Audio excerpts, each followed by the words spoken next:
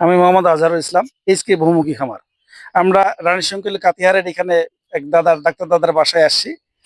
এখন দেখেন এখানে আসে দেখতেছি বিভিন্ন রকম মানে খুব মনে হচ্ছে যে উনি কবিরাজি করে। আপনি কি কবিরাজ না হোমিও ডাক্তার? না, না, হোমিও ডাক্তারই কিন্তু করি। আপনার এইসব দেখে তো মনে হচ্ছে আপনি কবিরাজ। না, এগুলো তাহলে আমরা এই মানে এগুলো আসলে কি কি বানাইছেন একটু যদি বলতেন। আ এই এক ধারসে থেকে মানে এক সাইড থেকে বলে যান। হ্যাঁ, মানে এটা এটা কি এটা জিনিস? এটা হচ্ছে আমার তরল জীবামৃত। জি, তরল হ্যাঁ, জীবামৃত বানাইছেন। এটা সার। সার। হ্যাঁ, আচ্ছা। এই সার আমি ক্ষেত বাড়িতে দিই। যেকোনো ফসলে দিই। আচ্ছা, তা মানুষ না ইয়া দেয়, ইউরিয়া দেয়, ফসফেট দেয়, পটাশ দেয়। তা আপনি হ্যাঁ, আবার এই না, পানি দেন? এই এইখানে পানি না। এটা ভাই আছে, গোবর আছে, গোমূত্র আছে, বেসন আছে এবং আপনার চিটাগুড় আছে। এটা দিয়ে কাজ হয়? হ্যাঁ, এটাতে কাজ হয় আসলে মানে কাজ হয়? হ্যাঁ, সত্যিকারে কাজ হয়। দিয়ে মানুষ বিপদে পড়বে না তো আবার? না, না, না, বিপদে পড়বে না। এটা দিয়ে ইয়ে করলে তাড়াতাড়ি কাজ আপনি কি আপনার সফল হয়ে ফসলে যায়। আসলে দিছেন এটা? হ্যাঁ, অবশ্যই। আচ্ছা, আমার ভুট্টা খেতে দিছি, আলু আচ্ছা, খেতে দিছি, সরিষা খেতে দিছি। হ্যাঁ, এটা আপনার এই সারগুলো তরল সার। আচ্ছা। এটা এটা আপনার এই যে গাছের যেকোনো গাছের কাঁচা পাতা। কাঁচা পাতা। হ্যাঁ, এটা নিচে দিয়ে উপরে এক ফুট মাটি দিয়ে তারপরে গোবর। আচ্ছা, হ্যাঁ, প্রয়োজন মতো গোবর দিয়ে মেপে দিতে হবে। আচ্ছা, যেন আচ্ছা। ভিতরে বাতাস না যায়। বাতাস না যায়। হ্যাঁ, তারপরে কিছুদিন থাকবে। আচ্ছা। থাকার পর যখন আপনি এই যে এটা খুলে দিবেন, হ্যাঁ, হ্যাঁ। যখন রস আসবে, তখন বুঝবেন আমার ভিতরে পচন পচে গেছে। পচে গেছে। এটা তখন হ্যাঁ, কি কি করতে হবে? ওই যে ওইখান থেকে রসটা নিতে হবে। হ্যাঁ, রস নিয়ে নেওয়ার পর আবার উপরে দিতে হবে। আচ্ছা, আচ্ছা। এবার এইভাবে কম করে 15 দিন। 15 দিন 15 দিন পর আপনি যে ইয়াটা পাবেন রসটা একবারে। পাবো। হ্যাঁ, যে রসটা পাবেন একবারে কালচারে। আচ্ছা, আচ্ছা। কালচার। তা হ্যাঁ, ওইটা তখন কি কি কি কাজে ব্যবহার করা হবে? এটা আপনি এখানে এটা বিষেরও কাজ করবে আচ্ছা, এবং সারেরও কাজ করবে। আচ্ছা, আচ্ছা। কাজ তাহলে আমার আর দোকান থেকে বিষ আনতে হবে না, না? না, আমি দোকান থেকে তাহলে দোকানদারগুলো তো মানে দোকানদারের বিষ খেয়ে কোথায় বিক্রি হবে? হ্যাঁ, না, আমি দোকানে বিষ ব্যবহার করি না। আচ্ছা, আচ্ছা। হ্যাঁ, এগুলো ব্যবহার করি। তারপরে আর এই যে আসেন, এটা এটা হচ্ছে আপনার হিউমাস বলে। আচ্ছা। হ্যাঁ, এসপিকে পদ্ধতিতে হিউমাস। হ্যাঁ, হিউমাস বলে। এখানে আছে আপনার খড়ি আছে, শুকান ডাল আছে। হ্যাঁ, হ্যাঁ। হ্যাঁ, তারপরে আপনার শুকনা পাতা আছে, হ্যাঁ, গোবর আছে, হুম, হুম, হুম। আর পানি আছে, দিয়ে এই হিউমাস তৈরি হয়েছে। আচ্ছা। এটা কি করবেন? এটাও গাছে জমিতে হ্যাঁ, ব্যবহার এটাও করবেন? জমিতে ব্যবহার করবো। এটা ফুল আসার আগে, ফুল আসার আগে যখন ব্যবহার করবেন? গাছে ফুল আসবে, ফুল আসার আগে এটা ব্যবহার করলে গাছে ফুল ফল অনেক আসবে এবং কি ফল ভালো হবে। তাহলে আমাকে যে ওই যে দোকানে যেসব ফ্লোরা টোরা মনে করেন যে পাওয়া যায় ওগুলো আর লাগবে না? না, না, এগুলা দিয়ে হয়ে যাবে? এগুলো দিয়ে হয়ে যাবে। আর ওটাতে এটা আপনার ওই যে এখানে 10 গাছের পাতা আছে। পাতা আছে।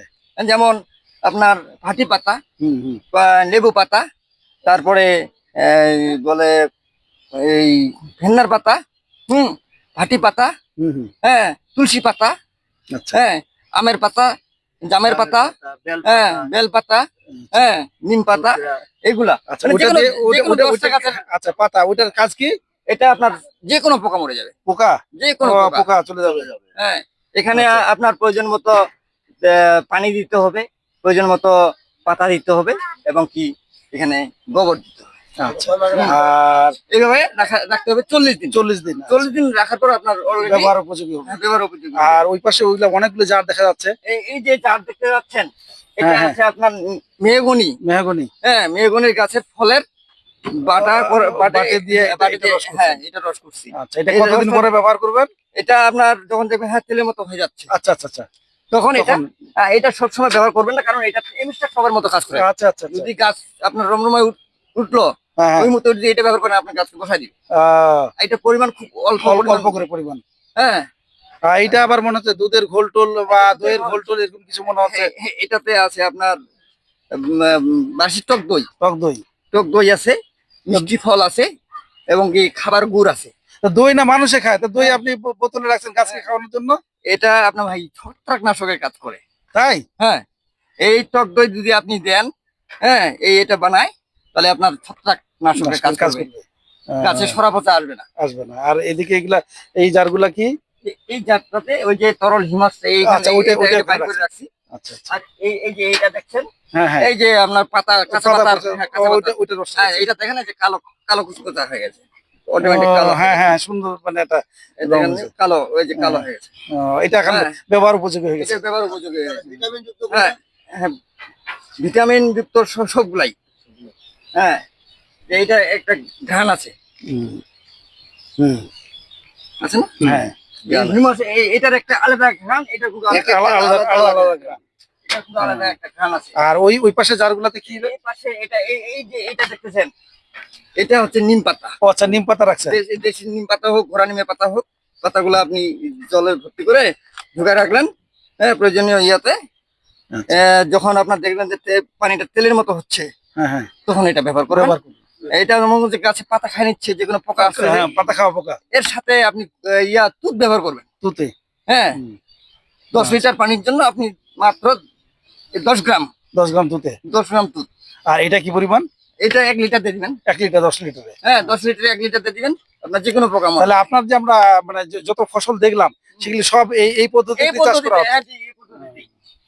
যাক, খুব ভালো। হ্যাঁ, তার মানে তাহলে সবাইকে ওই রাসায়নিক মুক্ত ফল ফসল চাষে আসা উচিত। হ্যাঁ জি। তা আপনি আসলেন, এটা কি মনে করে এই পদ্ধতিতে ও, রাসায়নিক সারে এখানে আসলেন? এটাতে হ্যাঁ। এটাতে আসার একটা ইতিহাস আছে ভাই। ইতিহাসটা কেমন? আমি যখন প্রথমবার ভুট্টা করি, ভুট্টা গাছ আমার কাটতেই আছে।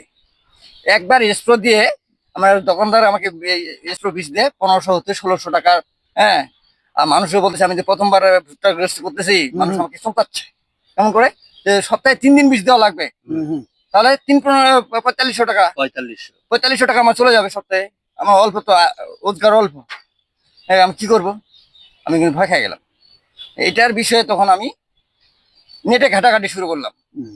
যেহেতু আমি একটু হালকা হলেও শিক্ষিত মানুষ, হ্যাঁ, নেটে দেখাশোনা করার পর তখন এই সুভাষ পালেকার কৃষি পদ্ধতি আমার চোখের সামনে আসে। হুম। হ্যাঁ, একটা ওটা ভিডিও আমি পাই।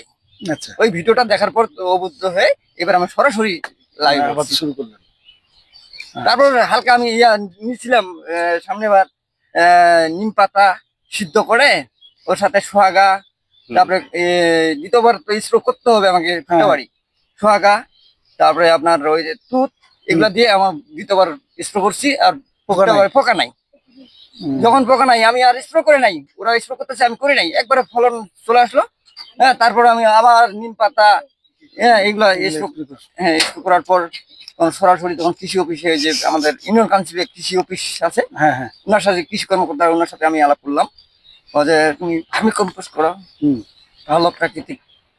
রাসায়নিক দিয়ে আমরা যে কত ক্ষতিগ্রস্ত হচ্ছি, রোগাক্রান্ত হচ্ছি, তা আমরাই জানি। এটাই, হ্যাঁ। রাসায়নিকের চাষে আসলে প্রচুর রোগ হয় আমাদের, যে বড় বড় রোগ আপনাদের কিডনি, হার্ট, তারপরে ধরেন যে ডায়াবেটিস হচ্ছে, এগুলোর অন্যতম কারণ হলো আমাদের রাসায়নিক যুক্ত খাবার। জি। আর এখানে বড় কাজ করে আমরা যে এখন আগাছানাশক ব্যবহার করতেছি, সেটা সবচেয়ে বেশি ক্ষতিকারক। দ্বিতীয় ক্ষতিকারক হলো হরমোন। হরমোন। আমরা যদি প্রাকৃতিক পদ্ধতিতে চাষ করি, ইনশাল্লাহ আল্লাহর অশেষ দয়ায় রহমতে আমরা রোগ মুক্ত থাকতে পারবো, আমাদের চিকিৎসা ব্যয় অনেক কমে যাবে।